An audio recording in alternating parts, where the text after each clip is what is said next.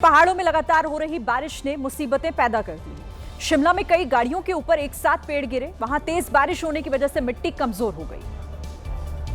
कमजोर मिट्टी पेड़ का भार नहीं झेल पाई, जिसके बाद पेड़ नीचे इन गाड़ियों पर गिर गए। ऊपर टूटे हुए पेड़ के हिस्से, नीचे खुले हुए दरवाजे के साथ कबाड़ की हालत में खड़ी गाड़ियां। ये तस्वीरें शिमला के बस स्टैंड के पास की हैं। पेड़ इतनी जोर से इन गाड़ियों पर गिरे कि शीशों के साथ उनके दरवाजे और डिक्कियां तक टूट गई। शिमला से 45 किलोमीटर दूर छैला कियार माहौरी खड्ड में एक व्यक्ति कार्डबोर्ड अपने सिर पर लेकर चल रहा था। जरा सी चूक से वो पत्थरों के उस पार बह सकता था। इस इलाके में एक गाड़ी भी फंस गई। उसे क्रेन की मदद से खींचकर बाहर निकाला गया। यूपी के हाथरस में बीजेपी एमएलसी ऋषिपाल सिंह के बेटे ने ट्रैफिक पुलिसकर्मी से दबंगई दिखाने की कोशिश की। सत्ता की हनक दिखाते हुए ट्रैफिक कांस्टेबल पर हावी होने की कोशिश की, लेकिन कांस्टेबल ने बीजेपी एमएलसी के बेटे को तगड़ा पाठ पढ़ा दिया। दरअसल सत्ता के नशे में चूर एमएलसी के बेटे ने सड़क को ही पार्किंग समझकर वहां अपनी कार लगा दी, जिससे सड़क पर जाम लगने लगा। तो ट्रैफिक कांस्टेबल ने गाड़ी हटाने को कहा तो नेताजी के सपूत का पारा चढ़ गया और कांस्टेबल से भिड़ गए। 55 साल की उम्र है तो हमसे करे हटे यहाँ पे की उम्र है, इसीलिए आपकी इज्जत कर रहा हूँ। इज्जत कर रहा हूँ भाई साहब। इज्जत क्या कर रहे हो तुम? रोड में जाम लगवा रहे हो। एमएलसी के मनबड़ बेटे और सिपाही के बीच काफी देर तक तू मैं होती रही।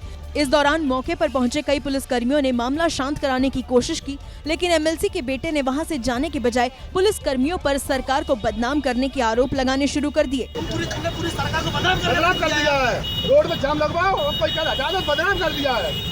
सड़क पर हो रही इस बहस के दौरान तमाम गाड़ियां जाम में फंस गई। वहीं खुद को फंसता देख एमएलसी का बेटा मौका देखकर वहां से निकल गया। इस बीच हाथरस के एसएसपी अशोक कुमार ने वीडियो का संज्ञान लेते हुए जांच के आदेश जारी कर दिए हैं। एमपी के जबलपुर में दिन दहाड़े बैंक में लूट होने से हड़कंप मच गया। सुबह के वक्त बैंक के खुलते ही नकाबपोश लुटेरे पहुंचे और करीब 15 करोड़ का सोना और कैश लूटकर फरार हो गए। 5 बदमाशों ने इस लूटकांड को अंजाम दिया।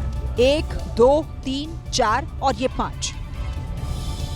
ये बदमाश हेलमेट पहनकर 2 बाइक पर सवार होकर बैंक लूटने आए थे। एक बाइक पर 2 और दूसरी बाइक पर 3 बदमाश।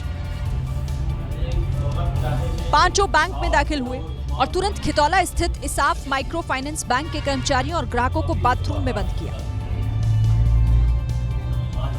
इस वीडियो में साफ साफ दिखाई दिया कि बदमाशों ने वहां मौजूद कर्मचारियों को कैसे कंट्रोल किया और उन्हें बाथरूम की तरफ ले गए और कुछ ही मिनट में करीब 15 करोड़ का सोना और कैश लेकर चलते हुए।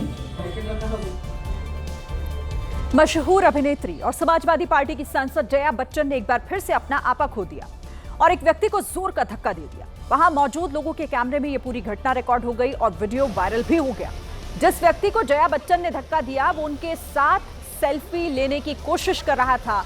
ये देखकर जया बच्चन अचानक से भड़क गई और सेल्फी ले रहे व्यक्ति को धक्का देते हुए कहा कि ये क्या कर रहे हैं। वहां कई सांसदों के साथ उद्धव ठाकरे, गुट की नेता प्रियंका चतुर्वेदी भी खड़ी हुई नजर आ रही हैं। जैसे ही जया बच्चन ने उस आदमी को धक्का दिया, प्रियंका चतुर्वेदी ने मुड़कर इधर उधर देखा और फिर क्लब की ओर चली गई।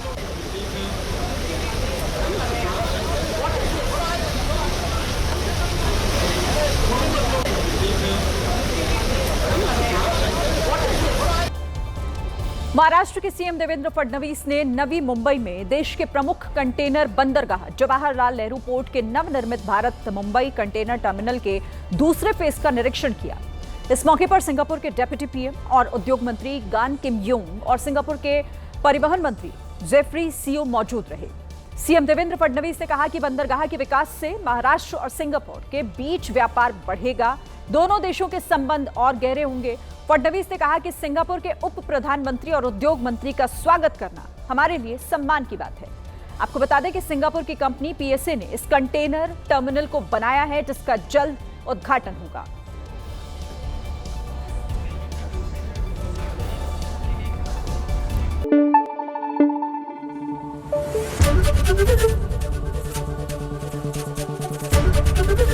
एबीपी न्यूज आपको रखे आगे।